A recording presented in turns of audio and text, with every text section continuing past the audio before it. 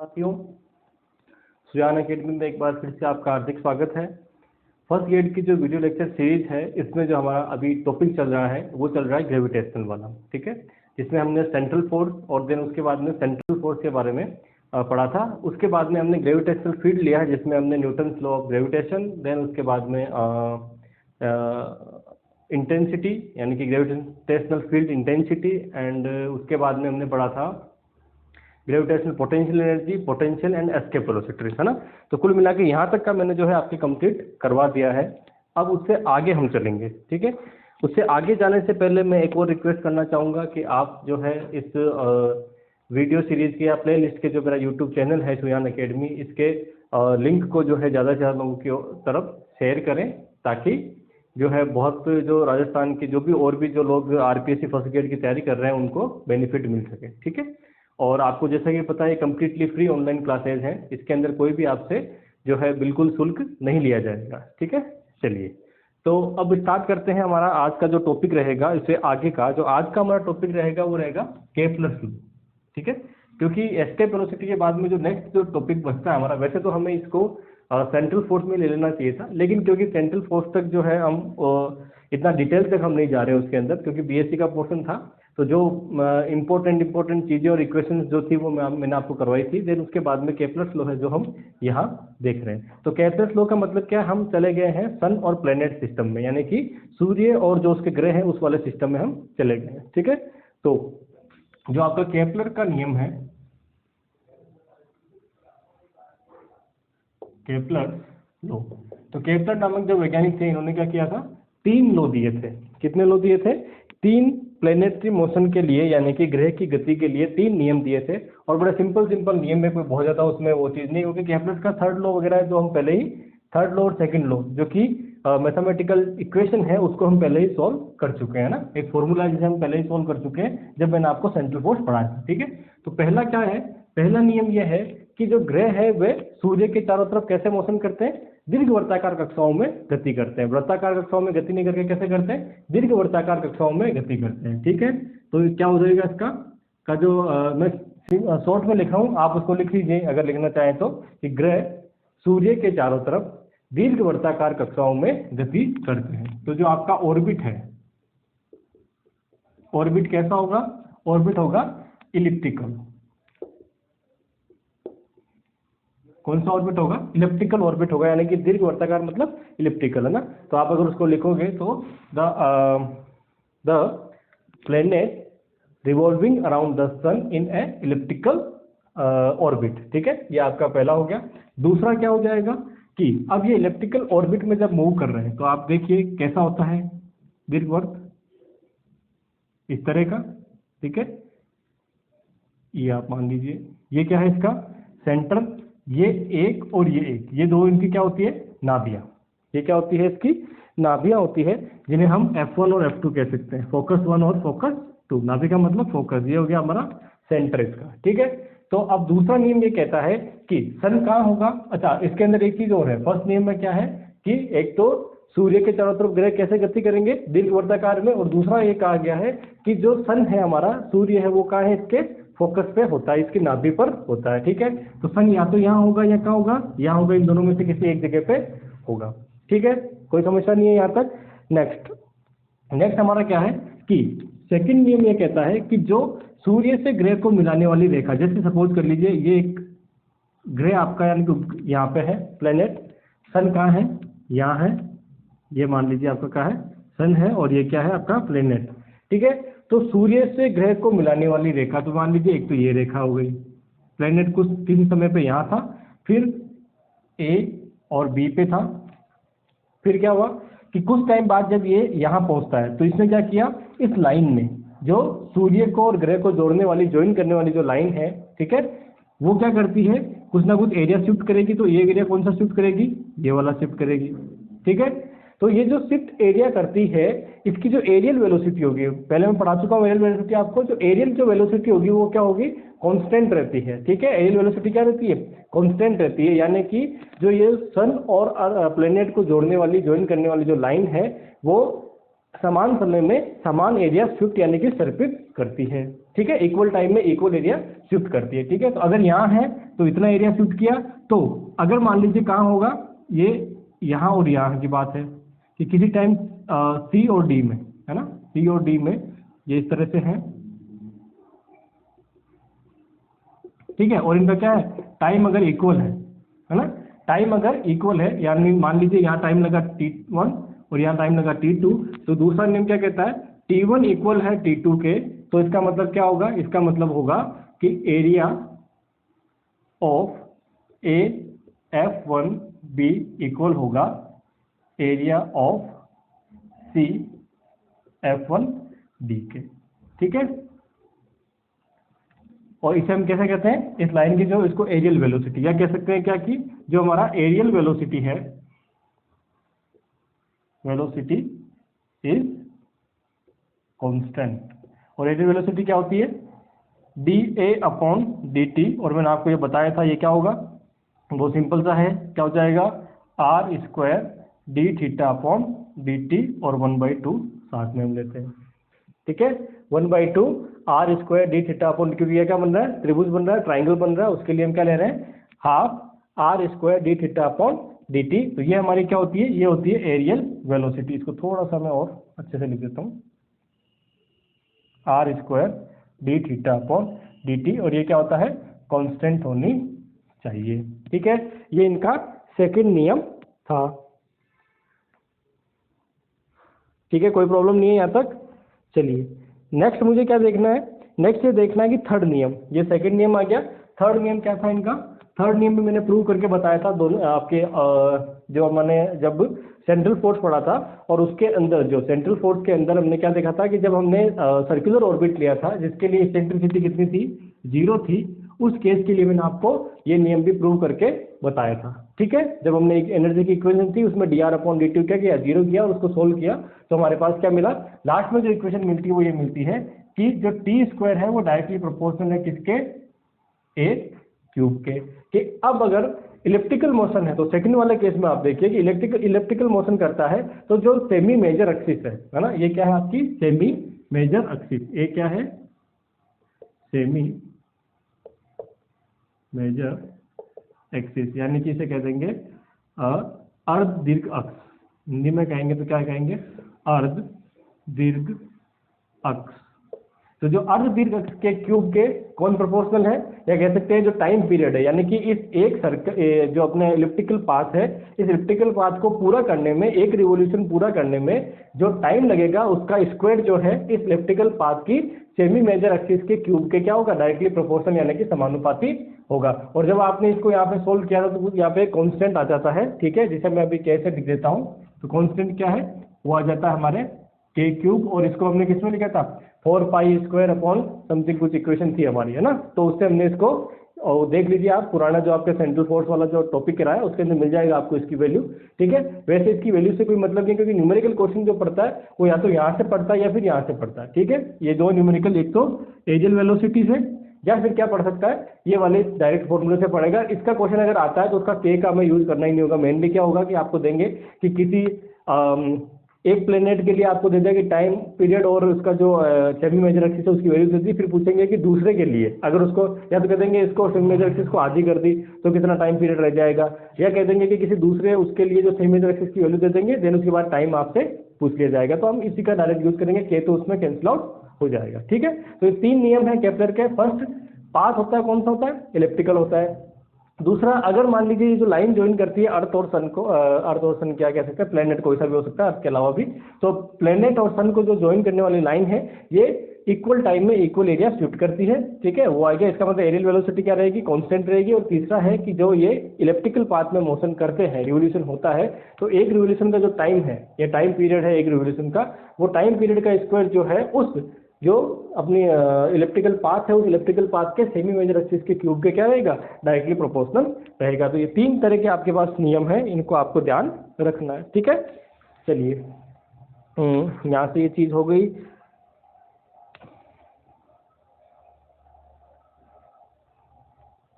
ठीक है, चलिए नेक्स्ट जो क्वेश्चन है, कई बार आपको एक, हाँ एक इसके अंदर ये पूछा जा सकता है एक कि इसकी मैक्सिमम वेलोसिटी और मिनिमम वेलोसिटी क्या होगी। देखो ये जब इससे मैक्सिमम रहेगा, कब रहेगी वेलोसिटी, जब मैक्सिमम दूर पे हो। क्योंकि देखो होता क्या है कि इसको एरिया शिफ्ट करना है, तो एरिया शिफ्ट करना, तो यहाँ पे इसकी वेलोसिटी क्या रहेगी, यहाँ पे जो इसकी वेलोसिटी है वो क्या रहेगी, मैक्सिमम।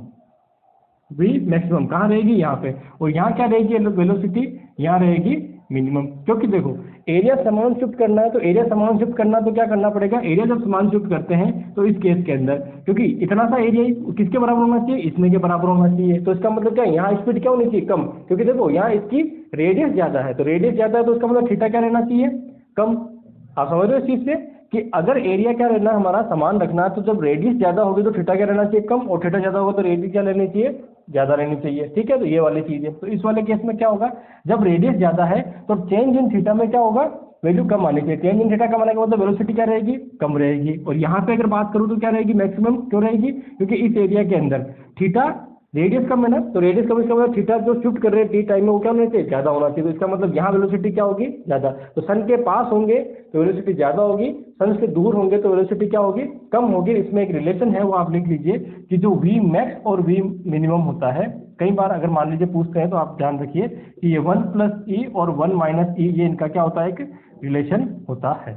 ठीक है, ये आपको ना तो 11th-12th वाली बुक में मिलेगा, ना ही उसमें मिलेगा। ये आप अलग से लिख लीजिए रिलेशन, क्या पता आपको पूछ ले। ठीक है, तो इस तरह की आप एक चीज दिमाग में रखेंगे। ठीक है। हम्म।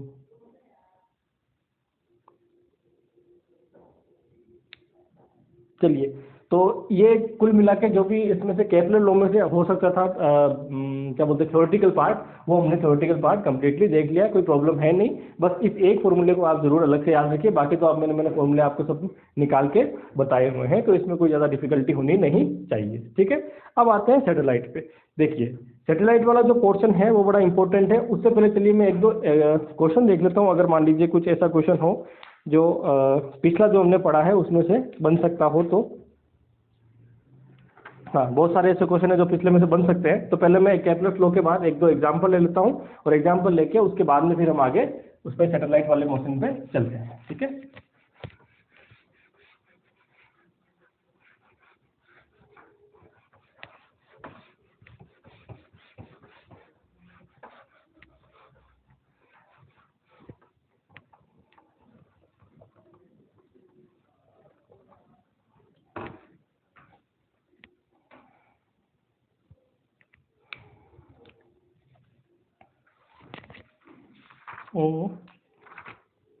देखो अगर पोटेंशियल एनर्जी का आपको क्वेश्चन पूछा जाता है तो सिंपल सिंपल क्वेश्चन हो सकते हैं। जैसे एग्जांपल के लिए कि मैं आपको समझा रहा हूँ, मैं पूरा एग्जाम नहीं कराऊंगा नहीं, कि मान लीजिए ऐसा कोई आपको सिस्टम दे दिया, ये आपस में सारे टच है ना, इनकी रेडियस कितनी है, रेडियस आर है, और प्रत्येक का मास कितना है, एम है। ठीक है, रेडियस कितनी है इसकी भी आर है, इसकी रेडियस कितनी है, आर है। इस तरह से मान लीजिए रेडियस कितनी है, आर है। अब ऐसा किसी हो गया, इसमें आपको पूछ लिया गया है,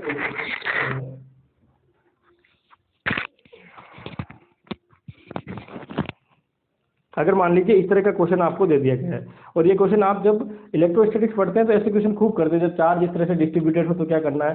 तो अब आपको पूछा कि इसकी टोटल जो सिस्टम है, इस सिस्टम की टोटल पोटेंशियल एनर्जी कितनी होगी। तो आप क्या करते हैं, जब पहले पोटेंशियल एनर्जी का मतलब क्या, इनफाइनाइट से लाना किसी चीज़ को, जब आप पहले स्पेयर को उससे लाते हैं किसी उससे क्या बोलते हैं कि इनफाइनाइट से, पोटेंशियल का मतलब क्या है, किसी भी मास को इनफाइनाइट से लेके आना। इसको लेके आते हैं तो पहले वाले को कोई यहाँ पे दूसरा मास है नहीं, या कोई भी आपके फील्ड जो यहाँ पे नहीं है ग्रेविटेशनल, तो ये चुपचाप आ जाएगा, इसका कोई वर्क नहीं करना पड़ेगा।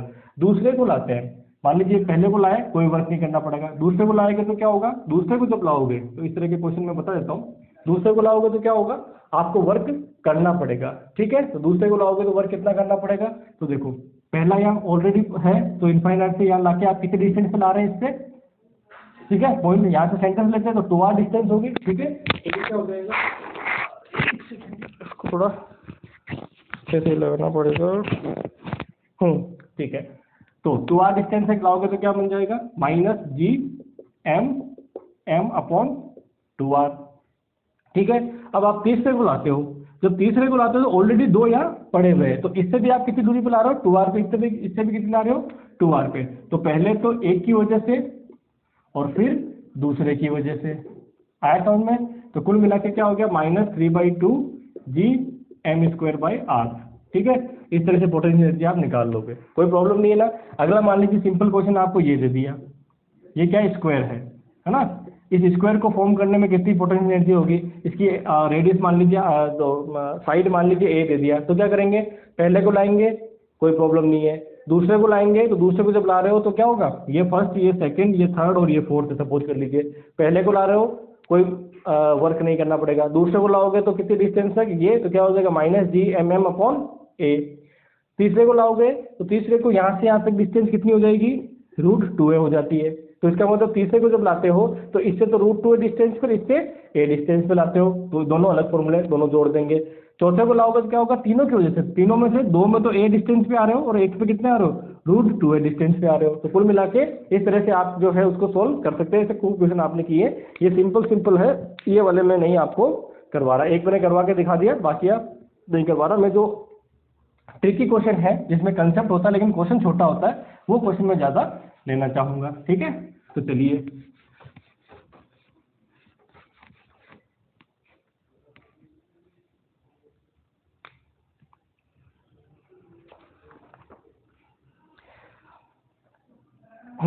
ये क्वेश्चन है, ये ले लेता हूँ मैं। A body of mass m is placed on a surface of earth, earth के सरफेस पे बॉडी पड़ी हुई है जिसका मास m है। Find the work required to lift this body to the height. दो हाइट दे रखी है कि एक सरफेस है अर्थ के, यहाँ पे एक m मास की बॉडी पड़ी हुई है, इसको उठाना है h ऊंचाई तक। ठीक है, कहाँ तक, h ऊंचाई तक इसको उठाना है। अब कितना वर्क करना पड़ेगा वो इसमें पूछा गया है। ठीक है, कितना वर्क करना पड़ेगा वो इसमें पूछा गया है, और साथ में क्या किया गया है कि फर्स्ट केस के अंदर, फर्स्ट केस जो मेरा है उसमें मुझे h जो गिवन है, फर्स्ट केस में जो h है वो दे रखी है RE/1000, यानी कि 1000 टाइम कम दे रखी है। और सेकंड केस है जिसमें मुझे h जो दे रखा है, सॉरी RE नहीं, h दे रखा है, वो दे रखा है मुझे RE के इक्वल। यानी कि पहले केस में जो h उठा रहे हैं इस मास को, तो कितना है कि पहले केस के अंदर आपके h जो है वो कितना है, RE/ ये है ना 1000, और दूसरे केस में है ये, तो दोनों केस के अंदर फाइंड आउट करनी है। तो अब आप देखिए कि दोनों ही केस में जब हमें ये फाइंड आउट करना है तो मुझे क्या करना पड़ता है, सिंपल सी बात है कि जब दोनों ही केस की बात आती है तो हमें देखना है कि कौन सा हमें केस यूज में करना है। इसको उठाने में वर्क करना पड़ेगा, इसका मतलब चेंज इन पोटेंशियल एनर्जी। तो हमने एक फॉर्मूला पढ़ा है, कौन सा फॉर्मूला पढ़ा है कि चेंज इन पोटेंशियल एनर्जी जो होता है ΔU, उसे हम वर्क के इक्वल मानते हैं, है ना, और वो कितना होता है mgh1 + h/RE, है ना, ये वाला फॉर्मूला हमने पढ़ा है। अब इसमें क्या करना है, इस फॉर्मूले को दो तरह से यूज करना है। पहला केस कौन सा है, पहला केस ये है, तो इस केस में क्या हो रहा है कि 1000 टाइम कम है। जब 1000 टाइम कम है इसका मतलब क्या हो जाएगा, ये वाला पोर्शन यूज में आएगा ही नहीं, क्योंकि देखो h/ इसकी वैल्यू रखेंगे, RE सारी कैंसिल, तो कितना आएगा 0.0001, नहीं सॉरी 0.00 3 बार में 0.001 आएगा। 0.001 को जोड़ोगे तो इसमें क्या होगा, कोई ज्यादा इफेक्ट पड़ने वाला नहीं है। तो फर्स्ट केस के अंदर क्या हो जाएगा, फर्स्ट केस के अंदर जो है आपका जो HE है वो लेस देन है RE। ठीक है, जब HE लेस देन RE है तो आप क्या करोगे, ये जो होगा वो क्या होगा, लेस देन 1। ठीक है, तो इसका मतलब 1 + h/RE = 1। ठीक है, कोई प्रॉब्लम नहीं है। तो वर्क कितना हो जाएगा, वर्क हो जाएगा mgh के बराबर, रख दीजिए यहाँ पे mg कितना होगा, क्योंकि देखो RE की फॉर्म में है तो आपको क्या करना पड़ेगा, Gme/RE², और ये हो जाएगा RE/1000। तो ये आपने क्या किया, यहाँ से कैंसिल आउट कर दिया, तो W = आ गया Gmem, ठीक है, डिवाइडेड बाय 1000 टाइम RE। ठीक है, क्या आया, 1000 टाइम RE। अब आप जब इसकी ये इसका क्या हो जाएगा, सॉल्यूशन हो जाएगा। इससे आगे ऑप्शन में आपको करना ही नहीं, अगर ME की वैल्यू क्वेश्चन में दी हुई होती तो हम ME और G की वैल्यू रख के इसको आगे सोल्व कर लेते। तो हमारा क्या हो गया, कंसेप्ट सिखाने का मतलब मेरे से ना, क्वेश्चन क्यों लिया है, क्योंकि क्वेश्चन में क्या दिया गया उसके अकॉर्डिंग हमें सोल्व करना है। दूसरा केस क्या है, दूसरे केस के अंदर क्योंकि RE और H इक्वल है तो इसका मतलब इसको क्या कर सकते हैं, नेग्लिजिबल नहीं कर सकते। तो सेकंड केस के अंदर यही क्वेश्चन इस तरह से हो जाएगा कि आपका जो W है वो ΔU बराबर क्या हो जाएगा, mgh1 + h से कितना है, RE/RE। ठीक है, ये कैंसिल आउट होकर कितना बन जाएगा, W = mgh/2, कितना बन जाएगा, mgh/2। इसको अगर आप RE वाले में कन्वर्ट करना चाहेंगे तो क्या हो जाएगा, Gmem h/2, ठीक है। अच्छा RE² है ना, 2RE², जी केवल रख देंगे ना, जी कितना होता है GME/RE²।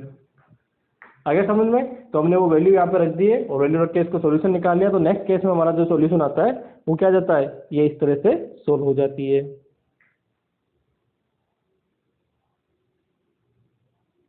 अच्छा एच का, हाँ यहाँ पे भी गलती, एच को भी क्या रख दीजिए, RE है ना हमारे पास, तो ये थोड़ा सा सॉल्यूशन और हो जाएगा। यहाँ पे क्या रखेंगे, H=RE, यहाँ पे हमने रख दिया, यहाँ लिखना भूल गए, यहाँ पे भी आप रख दीजिए। तो ये क्या हो गया RE, और ये भी क्या हो गया RE, एक RE से एक RE कैंसिल, तो GME और M/R, 2RE है ना, एक से एक कैंसिल आउट हो गया। अब ये जो पोटेंशियल एनर्जी है, तो चेंज इन पोटेंशियल एनर्जी यानी कितना वर्क करना पड़ेगा, ये इतना वर्क करना पड़ेगा, ठीक है।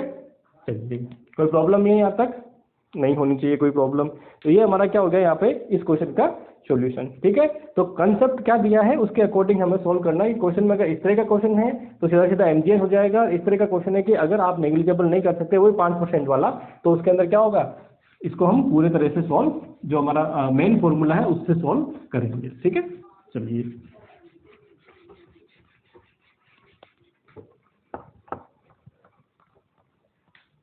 इसी तरह से कोई एक क्वेश्चन और ले लेता हूँ मैं, ऐसा कुछ हो तो। हाँ ये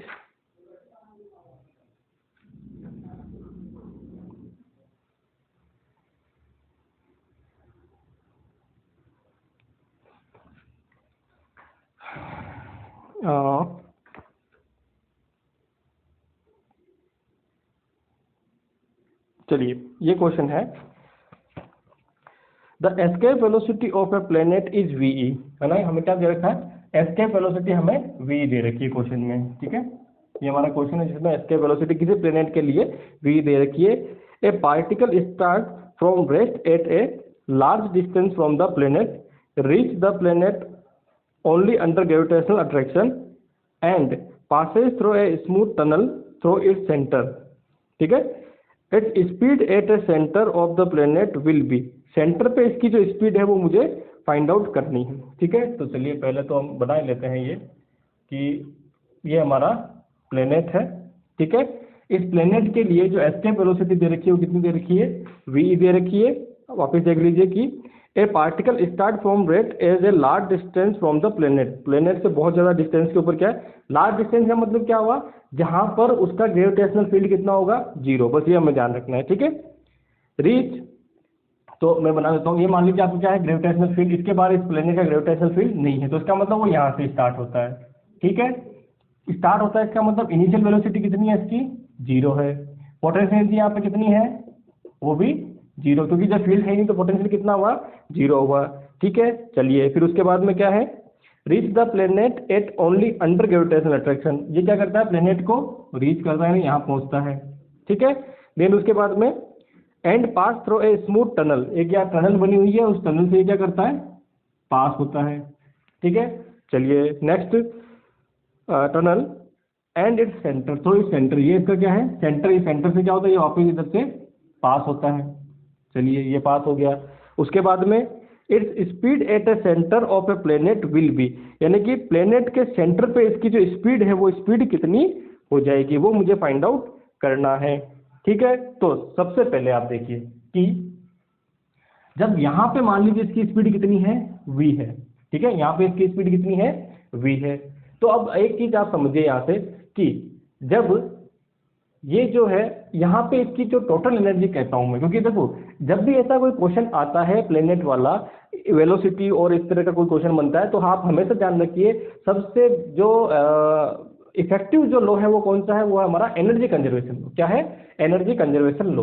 तो यहाँ पे अगर मैं एनर्जी कंजर्वेशन लो लगाता हूँ, एक बार मैं इसको मिटा देता हूँ, वो यहाँ से स्टार्ट करते हैं आंसर हमारा। तो सबसे इंपॉर्टेंट क्या है मेरे पास, एनर्जी कंजर्वेशन लो सबसे इंपॉर्टेंट है, ठीक है। तो सबसे पहले आपको देखना है कि यहाँ पे इनिशियल एनर्जी कितनी थी इसकी, इनिशियल में अगर एनर्जी देखता हूँ इस क्वेश्चन के अंदर, तो इनिशियल एनर्जी जब वो वहाँ पे कहा था, जब इसके बहुत लार्ज डिस्टेंस पे था, लार्ज डिस्टेंस का मतलब हमेशा क्या है कि जब वो इसके ग्रेविटेशनल फील्ड के बाहर था ना, तो जब ग्रेविटेशनल फील्ड के बाहर था, टोटल एनर्जी जो काइनेटिक एनर्जी और प्लस पोटेंशियल एनर्जी, ठीक है, वो दोनों कितनी हो गई, 0 हो गई, ठीक है। क्यों हो गई, क्योंकि इन्होंने कहा है कि वो स्टार्ट करता है। अगर मान लीजिए यही क्वेश्चन कहता कि ग्रेविटेशनल फील्ड के अंदर किसी एक वेलोसिटी से, मान लीजिए उसकी वेलोसिटी दे रखी होती कि कोई भी वेलोसिटी दे रखी होती, वेलोसिटी से मूव करता तो क्या होता है, पोटेंशियल तो जीरो की, लेकिन काइनेटिक क्या होती, कुछ ना कुछ होती। लेकिन इस क्वेश्चन में क्या किया गया कि स्टार्ट करता है, इसका मतलब पोटेंशियल वेलोसिटी स्टार्टिंग में कितनी थी, जीरो थी। ठीक है, फिर आते हैं फाइनल पे। फाइनल बड़ा इंपॉर्टेंट है ना। फाइनल के अंदर काइनेटिक में सोचने की जरूरत नहीं है। जब आप सेंटर पे होते हो, जब आप सेंटर पे होते हो, यानी फाइनल वाला कौन सा पॉइंट है, ये वाला, जब आप सेंटर पे होते हो तो सीधी सीधी बात है mv² होती है। अब आते हैं किसके अंदर कि अर्थ जो है वो कैसा है, गोलाकार है, ठीक है, स्फेयर है। अब स्फेयर में से मुझे क्या निकालनी है, इसकी पोटेंशियल एनर्जी निकालनी है। लेकिन जब स्फेयर की पोटेंशियल एनर्जी की बात मैं करता हूँ, ठीक है, तो पोटेंशियल एनर्जी की बात करता हूँ तो मैं क्या करता हूँ कि इसका जो ग्रेविटेशनल पोटेंशियल है उसको अगर मैं m से मल्टीप्लाई कर दूँ तो वो क्या हो जाएगी, इसकी पोटेंशियल एनर्जी के बराबर हो जाएगी। समझ में आ रहा है मेरे बात। जो इसका पोटेंशियल है, यानी कि इसका जो ग्रेविटेशनल पोटेंशियल है उसे अगर मैं m से मल्टीप्लाई करूँ, क्योंकि m मास का आ रहा ना, m से मल्टीप्लाई कर देता हूँ तो वो क्या बन जाएगा, मेरा पोटेंशियल एनर्जी बन जाएगी। इनमें यही रिलेशन है ना। पोटेंशियल का मतलब क्या, अगर 1 किलो का मास आ रहा है तो पोटेंशियल, और अगर m मास आ रहा है तो पोटेंशियल एनर्जी। समझ में आ गया मेरी बात। चलिए, तो अब यहाँ क्या होगा कि अर्थ जो है एक ऐसा स्फीयर है जो क्या है, जिसमें मास अंदर से डिस्ट्रीब्यूटेड है। तो जिसमें सॉलिड स्फीयर वाला केस लीजिए, तो सॉलिड स्फीयर वाले केस के अंदर जब मास अंदर से डिस्ट्रीब्यूटेड है तो सेंटर में पोटेंशियल कितना होता है, इस केस में सेंटर में जो पोटेंशियल होगा वो कितना होता है, -3/2 GME/RE। ठीक है, इसका मास कितना है अर्थ का, और रेडियस कितनी है, RE। रेडियस कितनी है, RE, और मास कितना है। ठीक है, उस केस के लिए तो क्या हो जाएगा, सेंटर के अंदर जो है, ये कहा लिया मैंने, VG सेंटर का ही क्वेश्चन पूछा मुझे, है ना। तो जो सेंटर में क्वेश्चन पूछा है तो सेंटर में VG कितना होगा, यानी कि पोटेंशियल कितना होगा, -3/2 GME/RE²। तो यहाँ से अगर मैं UG निकालू, UG मतलब पोटेंशियल एनर्जी निकालू, कहाँ पे, सेंटर पे। ये पोटेंशियल एनर्जी कहाँ निकाल रहा हूँ मैं, सेंटर पे। ठीक है, जब सेंटर पे पोटेंशियल एनर्जी निकालेंगे तो सेंटर पे पोटेंशियल एनर्जी क्या हो जाएगी, तो आप देखिए इसको क्या करें, m से मल्टीप्लाई, तो -3/2 GME/RE।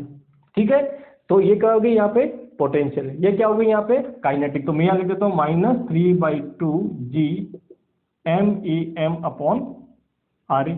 ठीक है, बस ये कंसेप्ट आपको दिमाग में रखना है। अगर ये कंसेप्ट दिमाग में है दोनों तो आप आराम से कर जाओगे, क्योंकि ये क्या है, सॉलिड स्फीयर। ध्यान रखना क्या है ये, सॉलिड स्फीयर। तो सॉलिड स्फीयर वाला हमने केस लिया है, यानी कि ठोस गोले वाला हमने केस लिया है। ठीक है, कौन सा, जब वो इनसाइड में था, इनसाइड में भी सेंटर में। अगर मान लीजिए कहता है कि यहीं तक पहुंचता है तो हम क्या लेते हैं, ये वाला केस लेते हैं, जब वो आउटसाइड वाला होता। ठीक है, तो इस इक्वेशन को सोल्व करेंगे तो क्या होना चाहिए, एनर्जी कंजर्वेशन लॉ ये कहता है कि दोनों क्या होंगे, इक्वल। तो जैसे आप दोनों इक्वल होंगे तो ये हो गया ½ m, सॉरी इधर 0 है तो इधर 0 कर देते हैं, इधर हो गया ½ m v² -3/2 GME/RE। ठीक है, v निकालना है, m से m कैंसिल आउट हो गया, v² इक्वल टू, ये 2 से 2 कैंसिल आउट हो गया, 3 GME/RE। ठीक है, और v पूछेंगे, ठीक है, तो v पूछेंगे तो v क्या हो जाएगा, 3 GME/RE। अब ये रूट में, अब क्या है, हमें गिवन क्या था स्टार्टिंग में, ये गिवन था। तो इसका मतलब इस सारी की सारी इक्वेशन में GM वो RE नहीं है, तो इसको किस में कन्वर्ट कर लें, इसमें। तो किसी भी प्लेनेट के लिए जब हम v निकालते हैं तो v क्या होता है, v होता है √2 GRE होता है। ठीक है, या फिर क्या कह सकते हैं, इसको और कन्वर्ट करें तो GM वाला, क्योंकि हमारे पास GM है तो क्या हो जाएगा ये याद है मुझे तो मैं इसी से कर लेता हूँ। तो G क्या होता है, GME/RE²। जैसे आप इसको यहाँ रखेंगे तो ये RE से RE कैंसिल, तो कुल मिला के क्या बन गया, 2 GM/RE। ठीक है, यही बनेगा। G की जैसे आप वैल्यू रखोगे यहाँ पे, तो जैसे G की वैल्यू रखोगे तो GM/RE, एक RE से एक RE कैंसिल, तो कुल मिला के ये वैल्यू आपके पास बनेगी। जैसे ये वैल्यू बनेगी, हाँ, जैसे ये वैल्यू बनेगी तो यहाँ से आप देखिए, इसको मुझे रिप्लेस करना है तो GM/RE को क्या लिख सकता हूँ, दोनों को स्क्वायर करिए पहले तो, ताकि कोई कंफ्यूजन नहीं रहे। ठीक है, दोनों को स्क्वायर करेंगे तो 2 GM/RE²। GM/RE² किसके बराबर हो जाएगा, V/2 के।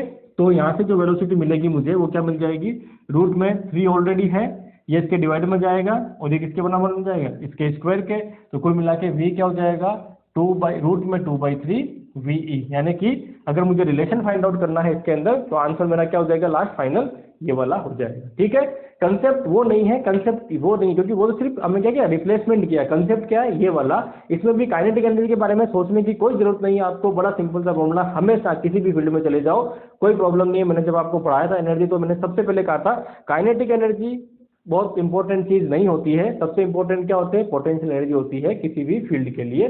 तो पोटेंशियल एनर्जी आपको पता होनी चाहिए कितनी होगी, तो आप ये आंसर आराम से कर पाएंगे। ठीक है, चलिए, तो ये इसका क्या हो जाएगा, आंसर हो जाएगा। तो इस तरह के क्वेश्चन मुझे कराने में ज्यादा इंटरेस्ट रहता है, क्योंकि ये क्वेश्चन जो है वो कंसेप्चुअल क्वेश्चन होते हैं, सीधे सीधे क्वेश्चन नहीं होते हैं। ठीक है, चलिए, तो अब आपको जो क्वेश्चन पूछा भी जाता है ना वो इसी तरह का पूछा जाता है कि वो वहां था फिर उसको यहाँ लेके आए, या उसको r/2 में लेके आए, इसको कम कर दिया, इसको वैसे कर दिया। तो आपको ध्यान क्या रखना है, ऐसा कोई भी क्वेश्चन आए तो इसमें इंपॉर्टेंट लगा के रख लीजिए। क्या लगाना है, एनर्जी कंजर्वेशन लॉ। क्या लगाना है, एनर्जी कंजर्वेशन लॉ। इस पूरे के पूरे केस के लिए, इस केस के लिए क्या है, एनर्जी कंजर्वेशन लॉ जो है वो रामबाण इलाज है। जब भी आपको क्वेश्चन पूछे तो ये इसी तरह से सॉल्व करना है। ठीक है, रामबाण इलाज क्या है, energy conservation law, kinetic energy 12 mv²। ठीक है, क्वेश्चन को समझना है, देन उसके बाद में क्या निकालना है, पोटेंशियल एनर्जी निकालना इंपॉर्टेंट है, उसको मत भूलना बस। ठीक है, अर्थ सरफेस के बाहर का तो कोई प्रॉब्लम नहीं आएगी आपको, जैसे अर्थ के अंदर वाली केस आए ना तो ध्यान रखना है कि ठोस गोला है हमारे पास। ठीक है, उसके अकॉर्डिंग हमें सॉल्यूशन करना है। चलिए नेक्स्ट में चल लेता हूं अब सैटेलाइट के ऊपर। ठीक है, वहां से भी आपके क्वेश्चन जो है बनाए जाते हैं। तो नेक्स्ट मेरा टॉपिक क्या होगा, वो होगा सैटेलाइट वाला।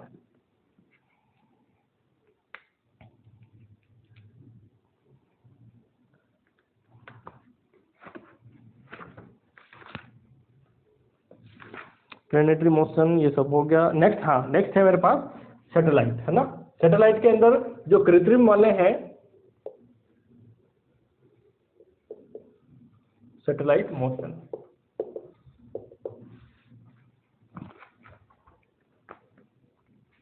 सैटेलाइट जो है, सैटेलाइट के अंदर उपग्रह ना, सैटेलाइट को क्या कहेंगे हम हिंदी में, उपग्रह, है ना।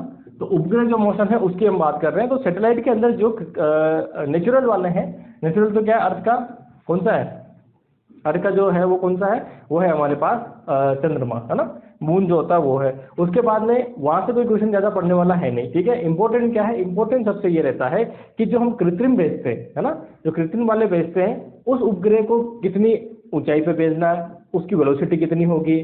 ठीक है, कितनी डिस्टेंस पे अगर भेजते हैं तो उसकी एनर्जी कितनी होगी, यहाँ से उसकी वेलोसिटी कितनी होगी, उसका जो टाइम पीरियड होगा, है ना, उस ऑर्बिट का टाइम पीरियड कितना होगा। ये सारी की सारी जो चीजें हैं वो हमें यहाँ पे फाइंड आउट करनी है। ठीक है, तो जो आर्टिफिशियल सैटेलाइट है उसके बारे में बात करना चाहूंगा।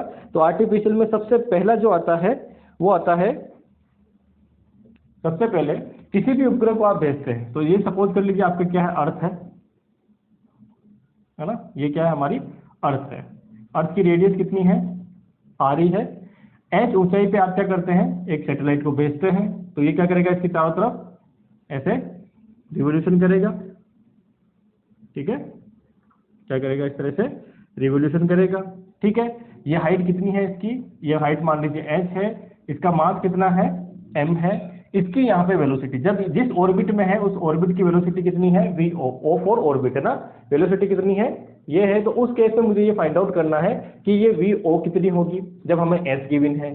ठीक है, मास कितना है इसका, अर्थ का, वो m ही ऑलवेज वही रहेगा। ठीक है, तो मुझे अब क्या करना है, इसकी ये फाइंड आउट करनी है कि वेलोसिटी कितनी होगी। तो पहला केस मेरे पास क्या है कि जब आप किसी m मास के ऑर्बिट, m मास के जो अपना सैटेलाइट है उसको अर्थ सरफेस से h ऊंचाई पे स्थित किसी कक्षा होती है, कोई ऑर्बिट है, उस ऑर्बिट में आप क्या करते हैं, स्थापित करते हैं। तो स्थापित करने पे इसकी वेलोसिटी कितनी है, वो vo है। तो उस केस में आप फाइंड आउट करिए, उस केस में आप फाइंड आउट करिए, क्या फाइंड आउट करना है कि ये vo कितनी होगी। ठीक है, चलिए, तो अब जब भी ऐसे क्वेश्चन आएंगे तो हमें क्या करना है, जब भी ऐसा क्वेश्चन आए तो देखिए अब ये कैसे कैसे रोटेशन हो रहा है, इसका सर्कुलर पाथ में रोटेशन होता है। सर्कुलर पाथ में जब रोटेशन हो रहा है तो ये इसी पाथ में रहेगा। इसके लिए क्या वो रहना चाहिए इक्वेशन कि अगर ये यहाँ है तो एक मोशन तो कौन सा है इसका, एक जो इसका कह सकते हैं कि मोशन करते समय एक जो इसका फोर्स है वो फोर्स कौन सा है, इन दोनों के बीच में अट्रैक्शन यानी कि ग्रेविटेशनल अट्रैक्शन। दूसरा क्या है कि अगर ये इसमें मूव कर रहा है तो जब भी सर्कुलर पाथ में मूव करता है तो सबसे इंपॉर्टेंट या फिर अपन कह सकते हैं नेट फोर्स क्या होता है, वो होता है सेंट्रीपिटल फोर्स, है ना। तो सेंट्रीपिटल फोर्स कौन सा होगा, mv²r। तो मैंने आपको पहले ही कहा था कि जब भी मैंने आपको पढ़ाया था कौन सा सर्कुलर पाथ पढ़ाया था, तो मैंने कहा जब भी सर्कुलर पाथ का कोई क्वेश्चन आ जाए वहाँ एम ए को भूल जाइए और फोर्स क्या ले लीजिए, mv²r रहेगा ही रहेगा, कोई रोकने वाला नहीं है। चाहे अपने सड़क की वो जो बैंड वाले क्वेश्चन किए उसमें किए, चाहे उसके अलावा आप बोर मॉडल में चले जाएंगे तो वहां पे भी mv²r लेना पड़ेगा, इस वाले केस में भी mv²r लेना पड़ेगा फोर्स को, ठीक है। और दूसरा फोर्स जो उसके अंदर दे रखा है ना, कहीं कुलाम फोर्स होगा तो कुलाम फोर्स को इक्वल कर देंगे, अगर ये वाला फोर्स है तो इसके इक्वल कर देंगे, कहीं मान लीजिए कोई दूसरा फोर्स है ना, तो उसके इक्वल कर देंगे। जिस फील्ड में है उस फील्ड के अकॉर्डिंग फोर्स दूसरा चेंज होता रहेगा, ठीक है। तो यहाँ पे सबसे इंपॉर्टेंट क्या है, इक्विलिब्रियम क्या है, इसका साम्य अवस्था क्या है, जो साम्य अवस्था क्या है कि आपका सेंट्रीफ्यूगल फोर्स, है ना, या तो एक तो ये ग्रेविटेशनल फोर्स है, ये किसके बराबर होना चाहिए, सेंट्रीफ्यूगल फोर्स के बराबर होना चाहिए। अगर ये दोनों बराबर नहीं है तो देखिए, अगर मान लीजिए ये ग्रेविटेशनल ज्यादा है तो ये क्या करेगा, इसको नीचे खींच लेगा और वापस नीचे गिरा देगा अर्थ सरफेस पे। अगर मान लीजिए सेंट्रीफ्यूगल ये वाला ज्यादा है तो इसका मतलब ये क्या करेगा, इसको छोड़ के चला जाएगा, ठीक है। दोनों को बैलेंस कौन कर रहा है, ये दोनों आपस में बैलेंस हो गए तभी ये इस कक्षा में स्थापित रह सकता है। ये हमारा कंसेप्ट यहाँ पे होगा, ठीक है। तो ये कंसेप्ट होगा तो इससे मैं निकालता हूँ आगे सॉल्यूशन। तो एफ क्या हो जाएगा मेरा, यहाँ से देखिए न्यूटन लॉ से G M E M upon distance कितनी है, सेंटर से लेते हैं तो सेंटर से डिस्टेंस कितनी हो गई, आर ई प्लस एच का स्क्वायर इक्वल टू, नेक्स्ट ये क्या हो जाएगा, M V square by R, R मतलब आर ई प्लस एच, क्योंकि इस रेडियस देखना है हमें। तो इस एक से ये एक कैंसिल आउट, तो कुल मिला के मेरे पास क्या बनता है, इस एम से एक एम कैंसिल आउट, तो V square equal to G M E upon R E plus H, ठीक है। कोई प्रॉब्लम नहीं है यहाँ तक। अब मैं क्या करता हूँ, इसको आगे थोड़ा और सोल्व करता हूँ, है ना। और सोल्व क्या करता हूँ कि अगर मुझे v निकालना तो क्या हो जाएगा, ये सीधा सीधा रूट में चला जाएगा, है ना। अब नेक्स्ट कि अगर मान लीजिए, है ना, ये तो मेरा पहला केस है, आर ई प्लस एच है, सॉरी आर ई नहीं है, आर ई प्लस एच। अब आते हैं फर्स्ट केस में। केस फर्स्ट क्या है कि अगर मान लीजिए मैं क्या करता हूँ, इस जो उपग्रह है मेरा, ये जो सैटेलाइट है, इसको मैं अर्थ सरफेस से बहुत पास में करता हूँ, पास में क्या करता हूँ, स्थापित करता हूँ। इसका मतलब क्या है कि अगर मान लीजिए आर ई जो है वो ग्रेटर देन है क्या एच से, तो इसका मतलब क्या होगा, आर ई प्लस जो एच है वो किसके इक्वल हो जाएगा, करीब करीब, sorry R E plus H है वो किसके बराबर हो जाएगा, आर ई के इक्वल। यानी कि आप क्या करते हैं, ये जो एच है इसको बहुत कम लेते हैं, ये कितनी 6400 किलोमीटर, वही 5% से कम है, यानी कि बहुत कम ऊंचाई पे अगर आप क्या करते हैं, उपग्रह को स्थापित करते हैं, तो उस केस में वी क्या हो जाएगा, मैं सॉरी वी को मैंने वी ओ कहा है यहाँ पे, ओ फॉर ऑर्बिटल ना, तो ये आप इसको ऑर्बिटल कर लीजिए, है ना, वी ऑर्बिटल। तो मेरा वी जो ऑर्बिटल आ जाएगा वो क्या हो जाएगा, वी ऑर्बिटल जो होगा वो हो जाएगा G M E upon R E. अब क्योंकि जी और एम ई थोड़ा सा अपने यूज में आता नहीं है, हमारे यूज में क्या आता है, स्मॉल जी आ जाता है, तो हम स्मॉल जी में कन्वर्ट करेंगे। तो स्मॉल जी क्या होता है, जी बराबर G M E upon R E square, ठीक है।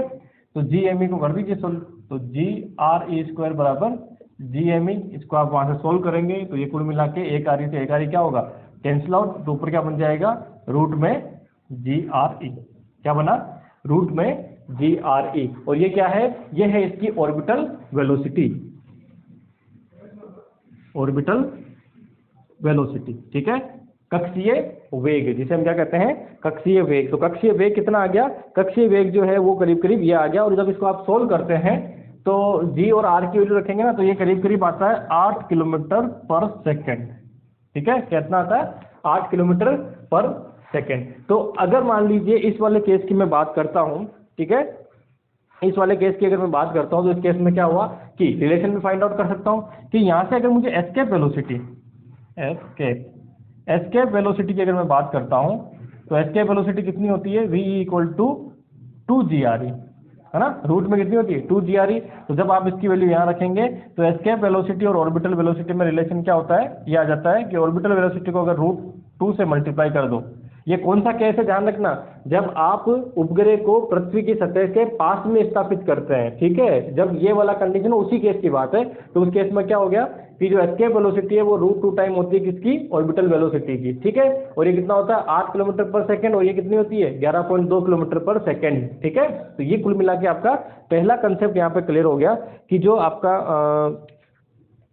क्या कह सकते हैं कि जो एस्केप वेलोसिटी, सॉरी, जो आपकी ऑर्बिटल वेलोसिटी होती है वो क्या होती है √GRE। अब इसमें देखिए इस उपग्रह के मास कहीं नहीं आया हुआ, ठीक है, उपग्रह का मास कहीं नहीं आया हुआ, तो इसका मतलब क्या है कि आप पृथ्वी के आसपास अगर किसी भी उपग्रह को स्थापित करते हैं तो उनकी वेलोसिटी क्या रहती है, कांस्टेंट रहती है, वो उसके मास पे डिपेंड नहीं कर रही है, ना ही हाइट पे डिपेंड कर रही है, वो किस पे डिपेंड कर रही है, सिर्फ G और RE पे, और RE और G दोनों क्या है कांस्टेंट है। उसका मतलब क्या हुआ, ये नॉर्मली सबके लिए क्या रहेगी, कांस्टेंट रहेगी, जब तक हम अर्थ सरफेस के आसपास क्या कर रहे हैं, इसको स्थापित कर रहे हैं, ठीक है। आगे समझ में कोई समस्या नहीं यहाँ तक, ठीक है। नेक्स्ट हम चलते हैं इसके टाइम पीरियड पे, है ना। तो टाइम पीरियड की बात करते हैं। सेकंड टॉपिक क्या है कि अगर मान लीजिए ये यहाँ घूम रहा है तो इसको टोटल एक रिवोल्यूशन करने में कितना टाइम लगेगा, है ना, कि टोटल एक रिवोल्यूशन में कितना टाइम लगेगा उसकी मुझे बात यहाँ पे करनी है। तो चलिए कर लेते हैं फिर। तो सेकंड हो गया टाइम पीरियड। अब टोटल डिस्टेंस बाई टाइम क्या होता है, वेलोसिटी मुझे पता है, मुझे क्या पता है, अभी मैंने फाइंड आउट किया है, v फाइंड आउट किया है, टाइम मुझे फाइंड आउट करना है, टोटल डिस्टेंस कितनी है तो 2πr डिस्टेंस ने ट्रेवल की है ना। तो कुल मिला के क्या है कि जब मेरे पास डिस्टेंस है, वेलोसिटी तो टाइम निकाल सकता हूँ, तो time period t equal to क्या हो जाएगा 2πr/v0, ठीक है। 2πr का मतलब ये जो टोटल डिस्टेंस है इसको हमने स्मॉल r से डिनोट अगर कर देते हैं तो, है ना, है क्या वो re प्लस h ही है। तो कुल मिला के क्या हो जाएगा 2πre+h/v। अब v कौन सा लेते हैं तो v हमारे पास कितना निकाला था Gma/re+h, ये निकाला था, ठीक है। आगे सोल्व कर लीजिए। तो t बराबर ये 2π, ये यहाँ से कैंसिल आउट होगा, ठीक है, ऊपर जाएगा तो क्या हो जाएगा re+h⁵, क्योंकि देखो 1/2 यहाँ है, ऊपर जाएगी तो इसमें ऐड होगी तो 1 + 1/2 यानी कि 3/2, और ये कितना हो गया रूट में Gme, ठीक है। ये मेरे पास क्या आ जाएगा टाइम पीरियड जो है वो आ जाएगा कब, जब h अभी हमने नेग्लिजिबल नहीं मानी है, उस केस की बात मैं कर रहा हूं। अगर मान लीजिए h को नेग्लिजिबल मान लेते हैं, है ना, ठीक है, h को अगर नेग्लिजिबल मान लेते हैं तो इसका मतलब ये क्या हो जाएगा सीधा सीधा re के क्यूब के इक्वल हो जाएगा, ठीक है। दूसरा कि यहाँ से हमने क्या देखा केपलर नियम को हम वो कर सकते हैं, ठीक है। जब केपलर के नियम को हम अगर कर रहे हैं इसको सॉल्व, तो केपलर के नियम का अकॉर्डिंग क्या हो जाएगा कि मेरा t² दोनों तरफ स्क्वायर कर दीजिए, जैसे स्क्वायर करेंगे तो ये क्या हो गया 2π, इसको मैं किस में कन्वर्ट कर सकता हूँ, ये वाला √Gme को क्या लिख सकता हूँ, अभी मैंने लिखा था कि मेरा Gme जो होता है वो क्या होता है Gre² होता है, इसमें लिख सकता हूँ, तो क्या हो जाएगा Gre² रूट में, ठीक है। उसके बाद यहाँ से चलिए तो इसको क्या ले सकता हूँ मैं re+h का, अच्छा स्क्वायर करना ना, सॉरी दोनों तरफ स्क्वायर करना है, स्क्वायर करना इसका मतलब क्या हो जाएगा 4π², और ये क्या होगा रूट में हटाएंगे इसको, तो रूट में हटाएंगे तो या तो इसको Gme लिख सकता हूँ, या दूसरी वाले फॉर्म में क्या लिख सकता हूँ, ये क्या रहेगा क्यूब, दूसरा फॉर्म क्या लिख सकता हूँ Gre² भी लिख सकता हूँ, और ये क्या है re+h का क्यूब। re+h को क्या लिख सकते हैं हम, re+h को लिख सकते हैं सिर्फ r³, ठीक है। तो जो हमारे पास फॉर्मूला बनता था कि t² is directly proportional to radius के स्क्वायर, जो ऑर्बिट की रेडियस है उसके क्यूब के, सॉरी जो टाइम पीरियड का स्क्वायर है वो रेडियस की क्यूब की क्या होना चाहिए प्रोपोर्शनल होना चाहिए। जो केपलर का थर्ड नियम है वो यहाँ फिर से क्या हो गया प्रूव हो गया, है कि नहीं है। ये सारे के सारे क्या है कांस्टेंट, चाहे ये वाला फॉर्मूला लो, चाहे ये वाला फॉर्मूला लो, चाहे ये वाला लो, सबके सब क्या है यहाँ पे कांस्टेंट है। तो बचा क्या re के डायरेक्टली re³ के जो है वो डायरेक्टली क्या हो गया प्रोपोर्शनल हो गया टाइम पीरियड का स्क्वायर, ठीक है। तो ये भी हमने यहाँ पे प्रूव कर दिया है, ठीक है। नेक्स्ट, हाँ ठीक है, अर्थ सरफेस के पास में अगर मान लीजिए ये आपको डायरेक्टली पूछ लिया जाए, जैसे ये 8 किलोमीटर हमने निकाला था, वैसे ही अगर मान लीजिए अर्थ सरफेस के पास में है ना, अर्थ सरफेस के पास में, इसका मतलब क्या होगा अर्थ सरफेस के पास में होने का मतलब है re जो है re+h वो किसके बराबर होगा re के, क्योंकि हम बहुत पास में अर्थ के 5% से कम है उस वाले केस की बात कर रहा हूँ। तो यहाँ पे t² इक्वल टू क्या हो जाएगा t² या t इक्वल टू ना, t इक्वल टू क्या हो जाएगा, अगर मैं यहाँ से देखता हूँ तो ये कैंसिल आउट हो गए ये, और ये रूट में अगर मैं लिखूं तो r² का रूट, और ये रहेगा RE की पावर 3/2 है ना, RE की पावर 3/2। ये सारी वैल्यू जब आप इसमें रख देते हैं 6400 किलोमीटर और G का मान 9.8 करके और सब चीजें रख देते हैं, तो उस केस के अंदर क्या हो जाएगा, उस केस के अंदर है ना, अगर इसको अच्छा इसको आगे और सोल्व कर सकते हैं ना, एक RE से एक RE कैंसिल हो जाएगा, तो ये बनेगा रूट में RE/G है ना। इसको आप सोल्व करते हैं टाइम पीरियड वाले केस को, तो जैसे ही सोल्व करेंगे तो यहाँ पे आपको वैल्यू जो मिलेगी वो करीब करीब कितनी 8 घंटे मिल रही होगी शायद, टाइम पीरियड की 84 मिनट है ना। कितनी वैल्यू मिल रही है, ये मिल रही है आपके पास 84 मिनट, ठीक है।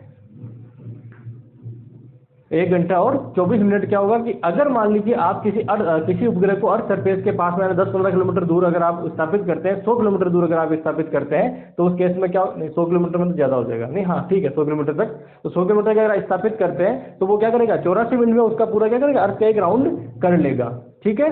आगे समझ में, तो ये चीज़ जो है वो हमें टाइम पीरियड दिया हुआ है, ठीक है। नेक्स्ट क्या है हमारे, नेक्स्ट है सैटेलाइट की एनर्जी है ना। चलिए नेक्स्ट क्या है, सैटेलाइट की एनर्जी। सारी चीज़ें मैं एक साथ ही कर रहा हूँ सैटेलाइट वाला, ताकि बार बार अपने को नेक्स्ट वीडियो में सिर्फ क्वेश्चंस वगैरह ले लूँगा आपके, और उसके बाद में ये कंप्लीट कर देंगे। अब आते हैं कि सैटेलाइट अगर वो है तो उसकी एनर्जी कितनी होगी वहाँ पे, ठीक है, उसकी हम बात यहाँ पे करना चाहेंगे। अब आते हैं हम एनर्जी में ना, जो उपग्रह है हमारा उसकी एनर्जी कितनी होगी ना। दो चीज देख ली हमने, पहले क्या देखा, उसका ऑर्बिटल वेलोसिटी और दूसरा टाइम पीरियड है ना। तीसरी बचती है उसकी एनर्जी कितनी है। जो ये उपग्रह है हमारा वो कैसे था, ये हमारी अर्थ हो गई, ठीक है। इससे एज ऊंचाई पे हमने क्या किया, कोई एक उपग्रह जिसको इस तरह से हमने स्थापित कर दिया है उसकी कक्षा में, ठीक है। इसका मास कितना था m, ये क्या कर रहा है v ऑर्बिटल वेलोसिटी से मूव कर रहा था, ये RE, ये m और ये h यहाँ से यहाँ तक की, और टोटल जो हमारी डिस्टेंस थी इसे हमने स्मॉल r से डिनोट कर दिया था, ठीक है। ये इसका सेंटर यही था हमारा। तो अब देखिए यहाँ पे ये जो हमारा उपग्रह है ये क्या कर रहा है, v नॉट वेलोसिटी से तो मूव कर रहा है, तो इसका मतलब काइनेटिक एनर्जी कितनी होगी। अगर मैं टोटल एनर्जी की बात करता हूँ इसकी एनर्जी, वो क्या हो जाएगी, kinetic energy plus potential energy, ठीक है। काइनेटिक कितनी हो जाएगी, half m v not square plus potential कितनी हो जाएगी। तो देखिए अर्थ के इसके बीच में पोटेंशियल एनर्जी फाइंड आउट करनी है, तो कितनी हो जाएगी वो, तो आप देखिए माइनस में g m e m upon r, क्योंकि डिस्टेंस कितनी है, r डिस्टेंस है स्मॉल वाली है ना, और यहाँ स्मॉल r किसके बराबर है, RE प्लस h के बराबर है, ये आपको पता ही है, दिख भी रहा है ना, RE प्लस h के बराबर है। अब क्योंकि हमने यहाँ क्या निकाल लिया है, v नोट निकाल लिया है ना, और v नोट कितना निकाला है, v नोट हमने निकाला था रूट में GME अपॉन RE, ये निकाला था। एक बार कंफर्म कर लेता हूँ आपके जो ठीक है GME अपॉन, अच्छा ये R ये लिया था हमने है ना, ये R कौन सा, जब हम किसकी बात कर रहे हैं, अभी हमने वो केस नहीं लगाया, कौन सा, जो h लेस देन वो वाला ना RE से। तो हमारे पास जो फाइनल वैल्यू निकलती है v नोट की, वो क्या निकलती है, GME अपॉन R। तो ये वैल्यू आप यहाँ जैसे रखेंगे तो हाफ m, ठीक है, और ये हो जाएगा GME अपॉन R, ठीक है। स्क्वायर करेंगे तो कैंसिल आउट होके, तो कुल मिला के, और इधर बन रहा है GME upon m upon R। अब आप यहाँ से इसको मैं थोड़ा और अच्छे से लिख देता हूँ, तो GME m minus R minus का GME m R, ठीक है। और ये टोटल एनर्जी कितनी हो गई इसकी, ये वाली, जब half GME m upon R में से आप full GME m upon R घटाएंगे तो इक्वल में क्या बच जाएगा, माइनस में half GME m upon R। तो इसका मतलब क्या हुआ कि जो सैटेलाइट है हमारा उपग्रह है, उस उपग्रह की एनर्जी क्या आएगी, माइनस की GME m अपॉन 2R है ना, इसको क्या लिख सकते हैं, GME m अपॉन 2R। तो इसका मतलब क्या हुआ, जो पोटेंशियल एनर्जी है उसकी आधी क्या हो जाती है, नेगेटिव में आधी क्या हो जाती है हमारी, इसकी टोटल एनर्जी हो जाती है। तो इसका मतलब क्या है कि अगर आपको उपग्रह को यहाँ से मुक्त कराना है, फ्री कराना है, तो आपको क्या करना पड़ेगा, इतनी एनर्जी देनी पड़ेगी, क्योंकि ये क्या है, नेगेटिव में एनर्जी है। नेगेटिव में एनर्जी होने का मतलब क्या है, जब भी एनर्जी नेगेटिव में होती है, तो आप हमेशा कंसेप्ट दिमाग में रखिए, जब भी एनर्जी नेगेटिव में है इसका मतलब क्या है, इसका मतलब है कि वो बाइंड हो रखा है, बंधा हुआ है, उसको अगर वहां से हटाना है तो आपको क्या करना पड़ेगा, एनर्जी देनी पड़ेगी। जैसे कि आप बोर मॉडल में हाइड्रोजन एटम में देखते हो, तो क्या देखते हो, फर्स्ट बोर जो अपनी ऑर्बिट होता है उसकी एनर्जी कितनी होती है, -13.6 है ना। तो -13.6 का मतलब क्या है कि वहां से इलेक्ट्रॉन को एटम से निकालने के लिए हमें 13.6 एनर्जी देनी पड़ेगी। ठीक है, तो ये तो क्या होगी इसकी टोटल एनर्जी। और यहीं पे अगर मैं कहूंगा क्या बाइंडिंग एनर्जी, बाइंडिंग एनर्जी, तो बाइंडिंग एनर्जी का मतलब क्या हुआ उपग्रह की? बाइंडिंग एनर्जी का मतलब ये हुआ कि अब आपको जो एनर्जी है वो क्या देनी पड़ेगी? GeM/2r एनर्जी देनी पड़ेगी। तो ये क्या हो जाएगी? बस पॉजिटिव हो जाएगी। ये क्या है? Total energy. वो क्या है? Binding energy. टोटल एनर्जी किसमें? नेगेटिव में। बाइंडिंग क्या है? पॉजिटिव। बाइंडिंग का मतलब क्या है कि इसको मुक्त कराने के लिए, छुड़ाने के लिए, फ्री कराने के लिए कितनी एनर्जी देनी पड़ेगी, वो आपकी बाइंडिंग एनर्जी है। ठीक है, या उसका उल्टा कह सकते हैं कि अगर जो आपका उपग्रह है वो कहाँ पड़ा है? इनफाइनाइट पे पड़ा है। इनफाइनाइट से लाके इस कक्षा में स्थापित करना है, तो कितनी एनर्जी उसकी मुक्त होगी? तो कितनी होगी? GeM/2r ही मुक्त होगी। ठीक है, आगे समझ में? तो मेरे हिसाब से आज इतना ही काफ़ी है। काफ़ी लंबा वीडियो हो गया है वैसे, 50 मिनट के आसपास। तो अब जो है नेक्स्ट वीडियो जो रहेगा उसमें मैं ये ग्रेविटेशनल वाला कंप्लीट कर दूंगा, जिसमें हम क्वेश्चन भी लेंगे और बीएससी के 1-2 टॉपिक है वो बचे हुए वो लेंगे, और भूस्थायी उपग्रह जो बचा हुआ हमारा यानी कि जियो स्टेशनरी सैटेलाइट वो इसके अंदर ले लेंगे। ठीक है, तो इस वीडियो को आप ज़्यादा से ज़्यादा लोगों से शेयर करें, आपसे यही गुजारिश रहेगी। इसके साथ ही धन्यवाद।